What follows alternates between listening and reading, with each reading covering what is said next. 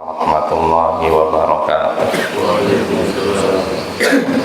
Alhamdulillah wassalatu wassalamu ala Rasulillah wa ba'd. Ayyuhal ikhwah a'azzani wa a'azzakumullah. Kita lanjutkan pembacaan Al-Adabul Mufrad. Berkata Imam Al-Bukhari rahimahullah, babu man lam yuwajihin nasa bikalami. Bab siapa yang tidak mengarahkan manusia dengan perkataannya.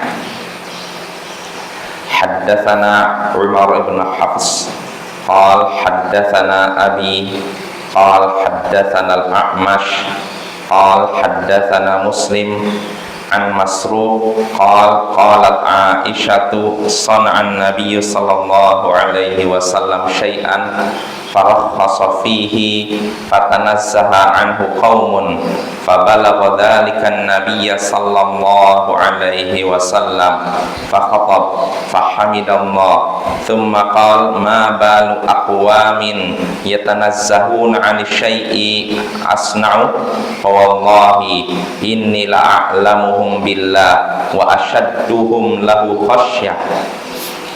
Telah menceritakan kepada kami Umar bin Hafs, ia berkata telah menceritakan kepada kami ayahku, ia berkata telah menceritakan kepada kami Al-A'mash, ia berkata telah menceritakan kepada kami Muslim dari Masruq, ia berkata Aisyah berkata Nabi sallallahu alaihi wasallam melakukan sesuatu lalu beliau memberikan keringanan dalam hal tersebut, maka orang-orang pun tidak mau melakukan itu, membersihkan diri mereka dari itu. Mereka tidak mau melakukan itu.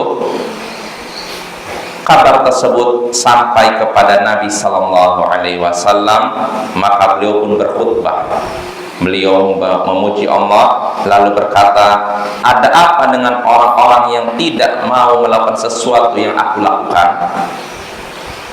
Ada apa dengan suatu kaum yang tidak mau melakukan sesuatu apa yang aku lakukan? Tidak mau melakukan apa yang aku lakukan? Demi Allah, sesungguhnya aku adalah orang yang paling tahu tentang Allah dan paling takut kepadanya. Nah, ini hadisnya ya ikhwah dari Aisyah.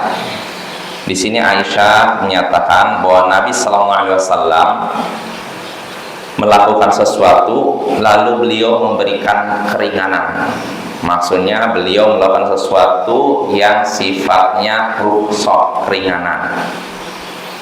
Namun ketika beliau melakukan itu, orang-orang tanazah itu tidak mau mengambil itu, merasa pada itu dilakukan Nabi, cuma sifatnya bukan wajib, keringanan ya.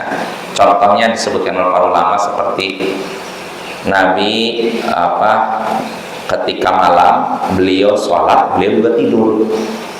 Beliau puasanya tidak setiap hari, beliau juga nikah. Nah, sebagian orang tidak mau ini, pengennya sholat semalam terus, semalam suntuk setiap hari, setiap malam maksudnya. Lalu pengennya puasa setiap hari, pengennya nggak nikah, fokus ibadah saja. Jadi mereka nggak mau melakukan kemudahan yang dipraktekkan oleh Nabi. Dengan alasan apa? Kalau Nabi ini sudah diampuni dosanya, kalau sedangkan kami tidak diampuni dosanya oleh Allah, jadi beda adanya. Nah, ini maksudnya ya. Nah, maka setelah Nabi mendengar beberapa orang tidak mau melakukan perbuatan yang dilakukan oleh Nabi, tidak mau melakukan perbuatan mudah yang dilakukan oleh Nabi, Nabi pun berkhutbah di hadapan para sahabatnya. Beliau memuji Allah lalu berkata, ada apa dengan orang-orang yang tidak mau melakukan sesuatu yang aku lakukan? Ada apa dengan orang-orang? Nabi tidak menyebutkan namanya demi menjaga perasaan mereka supaya aib mereka tidak tersebar. Ada apa dengan orang-orang yang tidak mau melakukan sesuatu yang aku lakukan? Tidak mau melakukan seperti Nabi sholat malam tapi beliau juga tidur, beliau puasa tapi juga besoknya tidak puasa. Jadi kadang puasa kadang tidak ya, tidak setiap hari. Dan beliau juga nikah. Ada apa dengan orang-orang yang tidak mau melakukan sesuatu yang tidak aku lakukan? Demi Allah, sesungguhnya aku orang yang paling tahu tentang Allah dan paling takut kepadanya. Artinya Nabi ketika tidak puasa setiap hari, tidak tetap menikah, dan tidak sholat semalam suntuk, bukan berarti Nabi itu tidak sanggup melakukan itu. Enggak.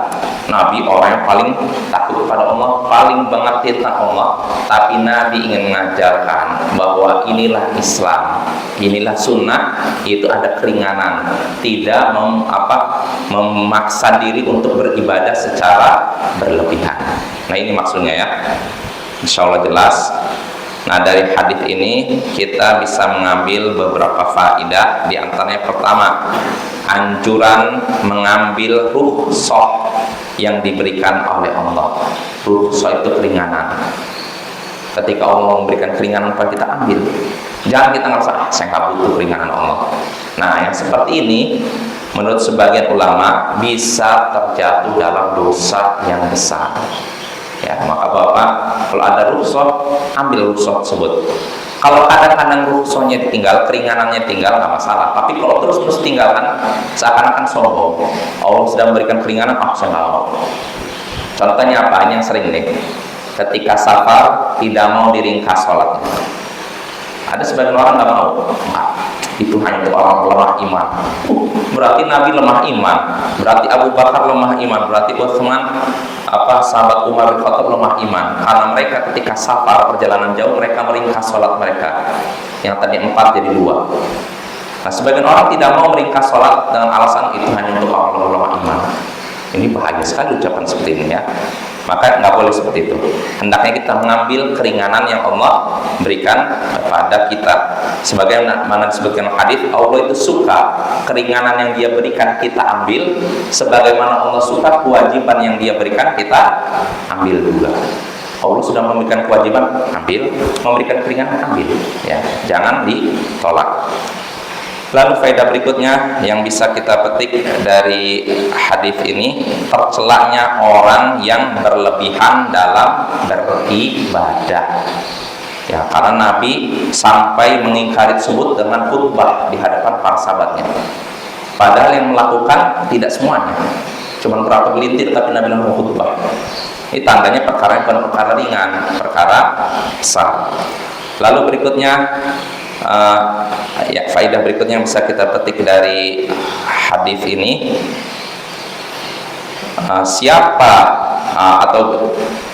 siapa yang menjadi pemimpin lalu menyaksikan kemungkaran terjadi di tengah rakyatnya, maka hendaknya segera mengingkarinya. Siapa yang menjadi pemimpin lalu menyaksikan kemungkaran di tengah rakyatnya, maka hendaknya segera mengingkarinya. Contohnya Nabi, ketika ada sebagian sahabat yang tidak mau mengambil keringanan yang Allah berikan, Nabi langsung khutbah di hadapan para sahabat, langsung beliau ingkari. Nah, ini yang ketiga. Lalu faedah berikutnya, di antara adab dalam memberikan nasihat, yaitu tidak menasihati seorang di depan umum. Ya. Contohnya Nabi di sini, Nabi tidak menyebutkan nama, walaupun ada orangnya. Ada apa dengan orang-orang yang tidak mau melakukan apa yang kulakukan? Nabi tidak menyebutkan namanya. Kenapa si fulan enggak? Dalam rangka menjaga perasaannya supaya dia bisa terima nasihat tersebut ya.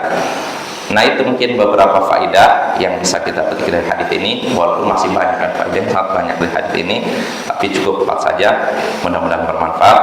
Wassallallahu ala nabiyyina Muhammadin wa ala alihi wa sahbihi ajma'in. Wa akhiru da'wana anil hamdulillahi rabbil alamin.